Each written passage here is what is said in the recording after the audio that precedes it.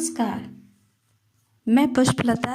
आज मैं आपको शिव प्रसाद सिंह द्वारा लिखित पाठ दादी माँ पढ़ाऊँगी।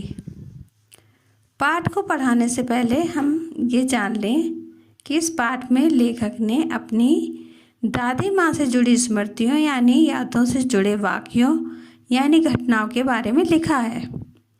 दादी माँ कहते हैं पिता की माँ को, जिसकी स्नेह छाया माँ से कम नहीं बल्कि कहा जाए तो उससे भी कहीं ज़्यादा होती है, क्योंकि कहावत है कि मूल से सूत प्यारा होता है। कहने का अभिप्राय यह है कि दादी को बेटे से कहीं ज़्यादा अपने पोते से स्नेह होता है। यह कहानी लेखक की स्मृतियों में बसी उसकी दादी के व्यवहार, उदारता, दूरदर्शिता, स्नेह और लेखक से जुड़ाव को प्रदर्शित करता है कि लेखक अपनी दादी से उसका कितना जुड़ाव था, कितना प्यार था, जिसकी स्नेह छाया में हमेशा लेखक स्वयं को सुरक्षित महसूस किया करता था। आइए अब हम पाठ को देखते हैं। लेखक कहता है कि यह उसकी कमजोरी है कि जरा सी कठिनाई पड़ते पर बीसों गर्मी, बरसात और बसंत देखने के बाद भी उसका मन अनमना हो जाता है। यानी कि वो इतना बड़ा हो गया, उसकी उम्र इतनी हो गई है, उसके भी बावजूद लेखक परेशानी आने पर घबरा जाता है।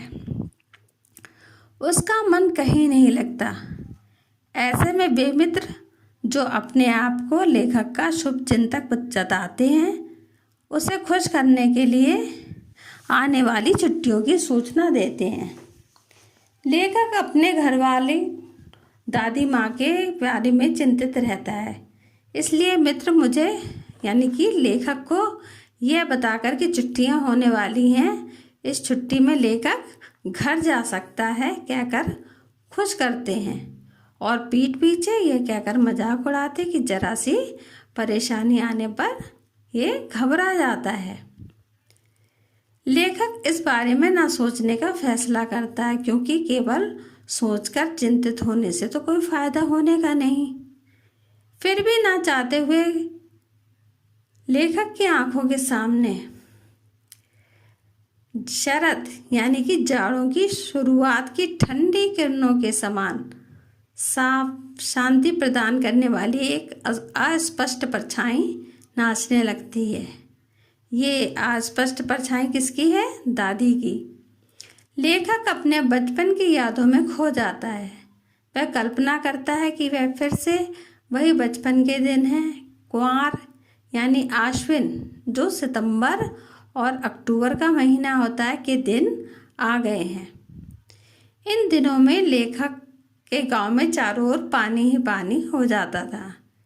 दूर के सिवान से बहकर आई मोथा और साई कि अधखली घासें, वो घासें जो खेतों में अपने आप ही उगाती हैं, गेहूँ और बनप्याज यानी कि तालाब में उगने वाली घासें, और उन अनेक प्रकार के घासों के बीज जब सूरज की गर्मी से तालाब के पानी में खौल जाते थे तो एक अजीब सी गंध फैलाते थे।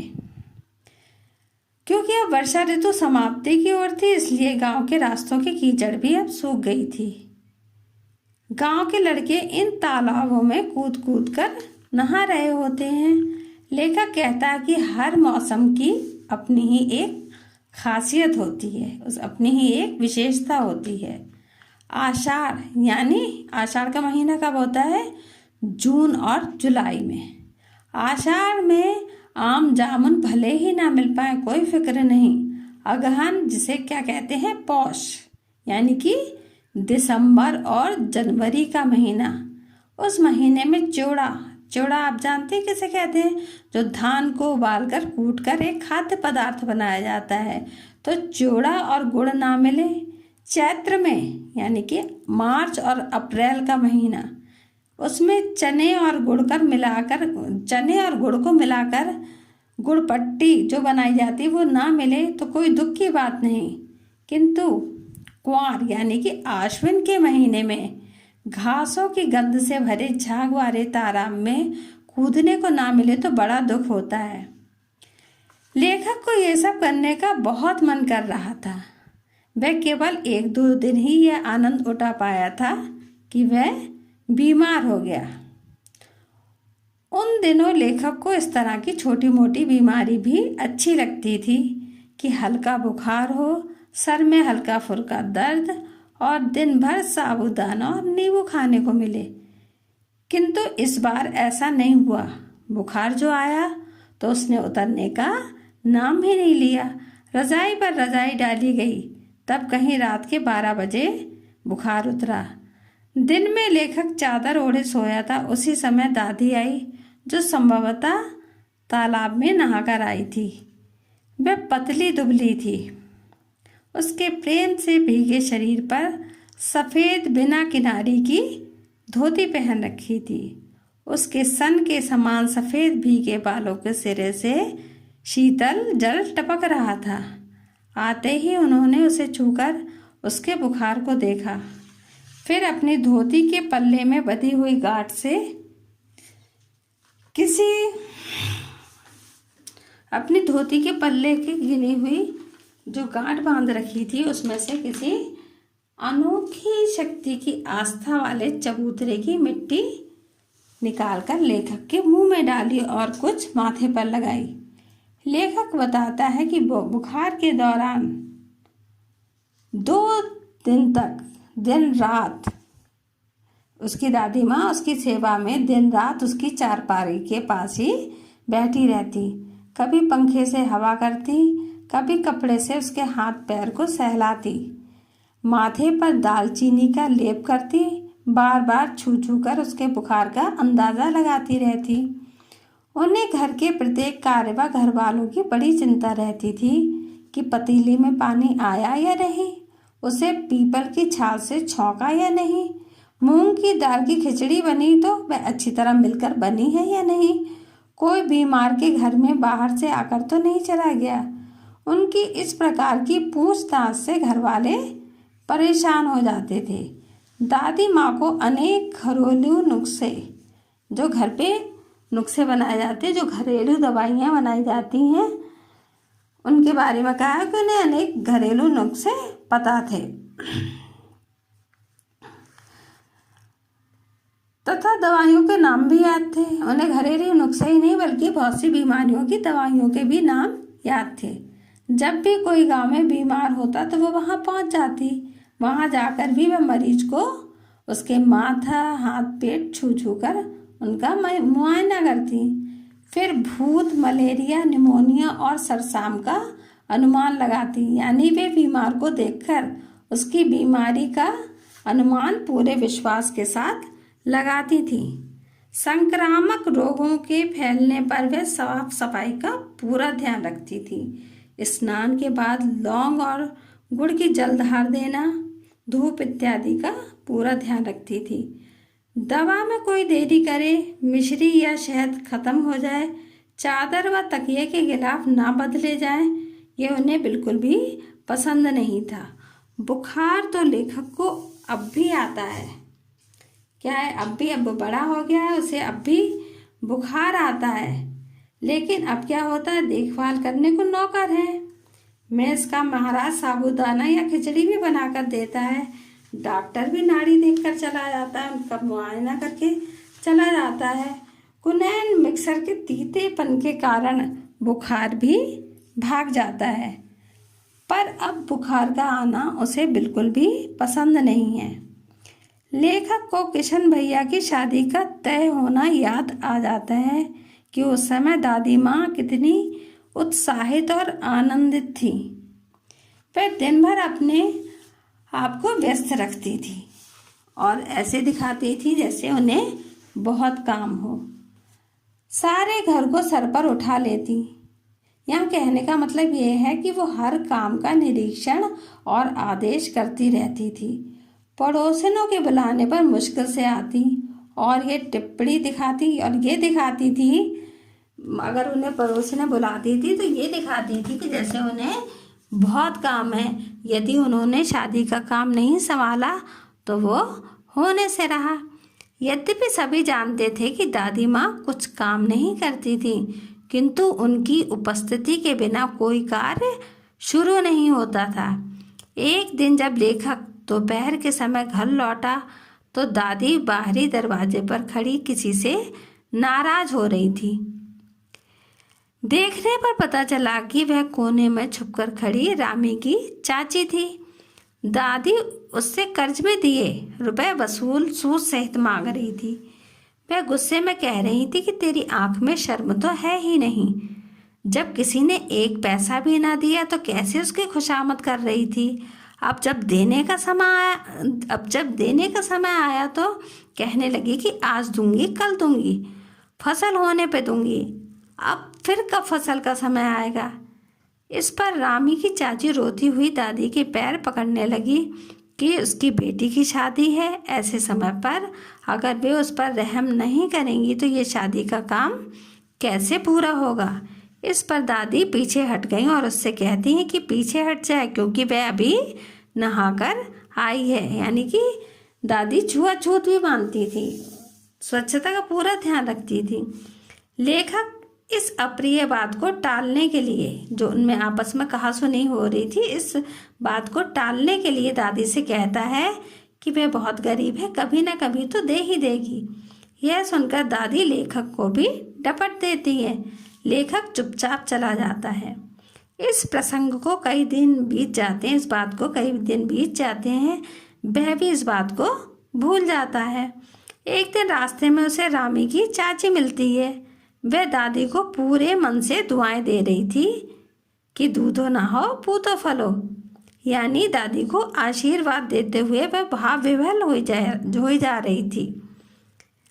जब लेखक ने पूछा धन्नो चाची क्या बात है, तो प्रसन्नता से भाव विभोर होकर कहती है कि मैं तो ऋण मुक्त हो गई, ईश्वर मालकिन यानी कि दादी का भला करे। कल ही उन्होंने आकर कर्जे का पैसा माफ कर दिया, यानी कि पैसा छोड़ दिया।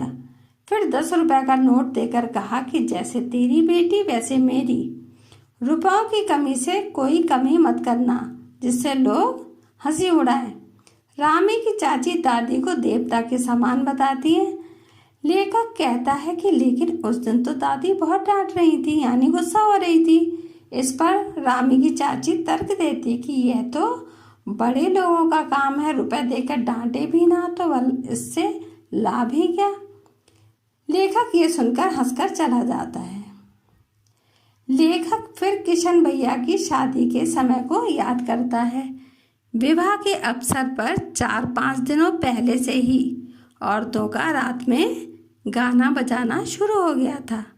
विवाह की रात यानी कि जब बारात चली जाती है, उस रात को रत जगह होता है, जिसमें नाच गाने के साथ अभिनय अर्थात नाटक किया जाता है, जिसमें विवाह का होना, तत्पश्चात पुत्र उत्पत्ति यानी बेटा होने तक के सभी दृश्य अभिनीत किए जाते हैं। ये सारे किरदार औरतें ही निभाती हैं। लेखक अस्वस्थ होने के कारण बारात में ना जा सका और उसके मामा का लड़का राघव बाहर के दालान में ही सो रहा था, क्योंकि वह बारात के जाने के बाद पहुंचा था। औरतों ने जब देखा कि वो वहाँ पे सो रहा है तो उसके सोने पर आपत्ति की। इस पर दादी माँ नाराजगी जाहिर करते हुए बोली कि लड़के से क्या पर्दा, लड़का और ब्रह्मा का मन एक सा होता है। उन्होंने लेखक को भी वहीं पास में चारपाई पर चादर उड़ाकर चुपके से सुला दिया। लेखक को उन औरतों के स्वांग यानी नाटक को देखकर हंसी आ रही थी, किंतु वह हंस नहीं रहा था, क्योंकि यदि वह हंस पड़ता तो उसके वहाँ होने का भेद खुल जाता कि वो यहीं पे सो रहा है, ये सभी जान जाते और उसे वहाँ से भगा दिया जाता। किंतु अपनी हंसी रोकते रोकते भी लेखक को अपनी भाभी की किसी बात पर हंसी आ ही गई और सब भेद खुल गया। देवू की माँ ने चादर खींचकर दादी से कहने लगी, देवू की माँ जो थी उनके पास ही रहती थी, वो उसके लेखक की चादर को खींचकर कहने लगी, कहो दादी ये कौन बच्चा सोया है, बेचारा रोता है, शायद दूध तो पिला दूं। लेखक देवू की माँ से लेखक में और देवू की माँ में हाथापाई शुरू हो जाती है। तो दादी फिर बिगड़ कर कहती है कि लड़के के मुंह क्यों लगती है। अगली सुबह रास्ते में जब देवू की माँ मिली तो लेखक उसे यह कहकर चिढ़ाता हुआ भागता है। उसे रास्ते में देवू की माँ मिलती है तो उसे चिढ़ाकर ये कहता हुआ भागता है कि कल वाला बच्चा, भाभी कल वाला बच्चा, ये कहकर वो भाग जाता है और दादी की माँ के पास खड़ा हो जाता है। जैसे वास्तव में अपराध होने पर, जैसे कोई गलती होने पर दादी माँ की छाया में अर्थात संरक्षण में अभयदान मिल जाता है। यानी दादी माँ के पास होने से सारा भय दूर हो जाता और किसी का डर न होने की भावना शक्ति का संचार हो जाता। लेखक को प्यार दुलार ममता की देवी जैसी दादी माँ की सारी बातें आज एक एक कर याद आ रही थी। जिस तरह सूखा पत्ता वायु के चक्र में नाचता है, उसी तरह मनुष्य हालातों के चक्र में कैसे फंसता है और कैसे नाचता है, दादी माँ से ज़्यादा अच्छी तरह कौन जान सकता था। कहने का मतलब ये है कि दादी माँ ने सभी दुखद परिस्थितियों को भली भांति जाना और भोगा था। दादाजी की मृत्यु के पश्चात वे बहुत दुखी और उदास रहने लगी थी। संसार ही उन्हें मिथ्या अर्थात झूठ और धोखेबाज लगने लगा था। उन्हें लगता था दादाजी ने स्वयं उनके साथ धोखा किया है। वे हमेशा कहते थे कि पहले दादी को भेजूंगा बाद में आऊँगा। मतलब उनका ये कहना था कि पहले दादी की मृत्यु होगी, बाद में उनकी मृत्यु होगी। किंतु दादी से पहले इस संसार से विदा लेकर उन्होंने दादी माँ के साथ धोखा किया। दादाजी के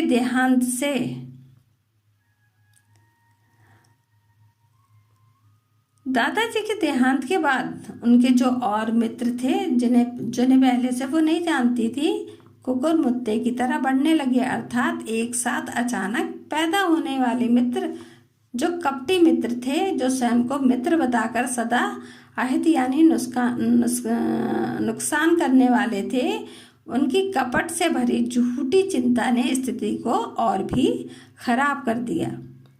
दादाजी के श्राद्ध में दादी के मना करने के बावजूद लेखक के पिता ने बहुत सा धन खर्च किया, जो घर से नहीं बल्कि कर्ज द्वारा किया गया था।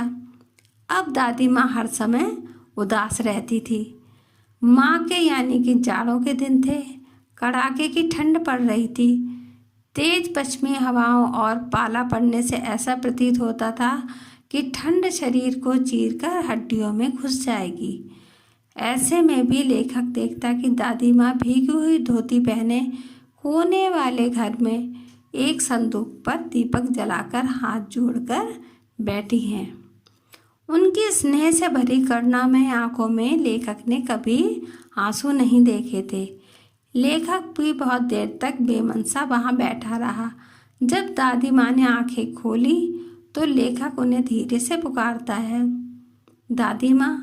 दादी माँ बोली, क्या है रे, तू यहाँ क्यों बैठा है? लेखक दादी माँ से पूछता है, एक बात पूछूं, बताओगी ना दादी माँ? वह उनको बड़ी स्नेह से देखता हुआ लेखक जो था वो बड़े स्नेह भरी आंखों से उन्हें देखकर उनसे एक प्रश्न पूछता है कि दादी माँ, एक बात पूछूं, आप मुझे बताओगी, क्या तुम रो रही थी? इस पर उत्तर देने के बजाय दादी माँ मुस्कुराकर बोली, पागल, तूने अभी खाना भी नहीं खाया ना, चल चल। लेखक कहता है, दादी माँ धोती तो बदल लो, मुझे सर्दी नहीं लगती। कहते हुए दादी उसे खींचकर रसोई में ले जाती हैं। सुबह को लेखक देखता है कि चारपाई पे किशन भैया और पिताजी चिंता में डूबे बैठे हैं। विचार कर रहे हैं कि अब कोई दूसरा रास्ता भी नहीं है। पिताजी कहते हैं कि अब तो कोई उधार भी नहीं देगा।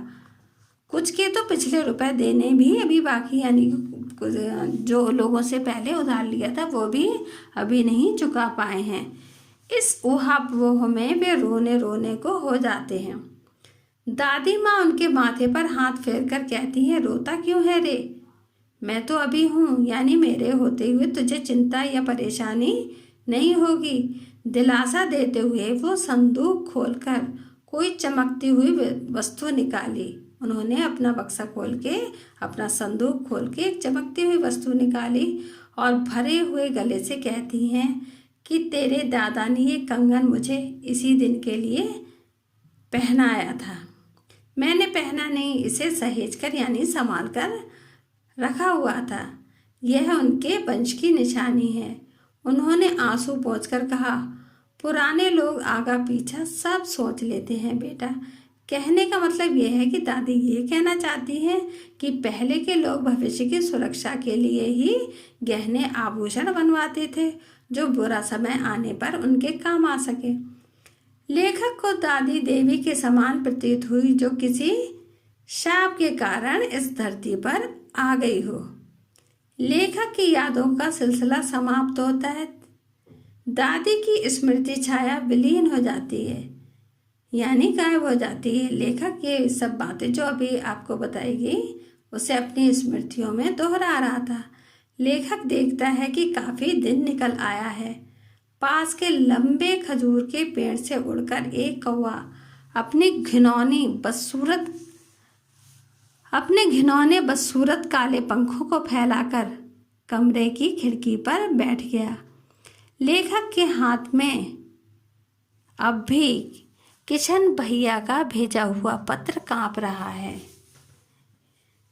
और अश्रुपूरित यानी कि आंसुओं से भरे नेत्रों से पत्र में लिखी पंक्तियां काली चींटियों की कतार के समान अस्पष्ट होकर धुंधली हो गई थी। यानी कि अपनी दादी को याद करके लेखक की आंखों में आंसू आ रहे थे और उनसे वो पत्र को यानी उनकी लाइनों को स्पष्ट नहीं पढ़ पा रहा था। वो अब उसे स्पष्ट नहीं दिखाई दे रहे थे।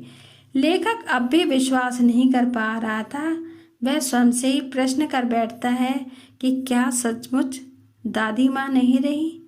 यानी उसे अब भी विश्वास नहीं हो रहा है कि अब दादी माँ इस संसार में नहीं है।